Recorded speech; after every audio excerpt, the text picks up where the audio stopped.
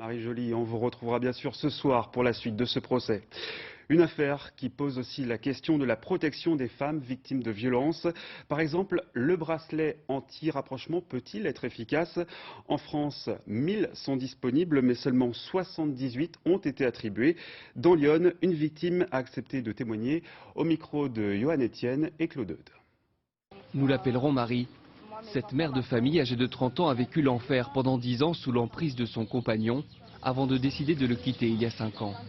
Un quotidien d'une violence extrême. La violence physique, ça a été crescendo.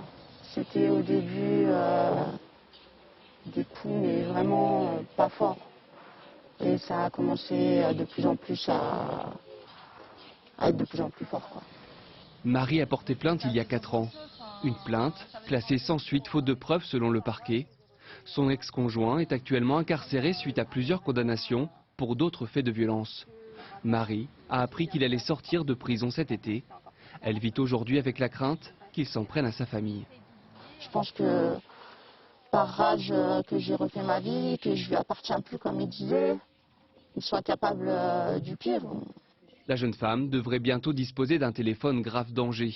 Mais elle se sentirait plus en sécurité avec un bracelet anti-rapprochement.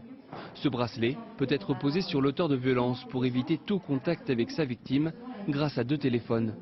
2 zones sont définies autour de la victime. Un premier message est envoyé dans la zone de préalerte.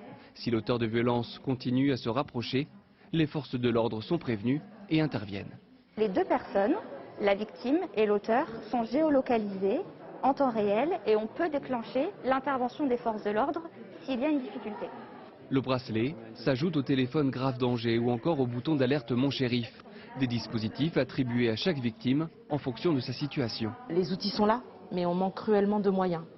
C'est-à-dire que pour le département de Lyon, on a 50% d'augmentation de l'activité et on n'a pas les moyens. Dans Lyon, pour l'instant, une seule obligation de port de bracelet anti-rapprochement a été prononcée sur les 6 existants. Si le dispositif est récent, il est porteur d'espoir pour toutes les victimes de violences conjugales. La 3e vague de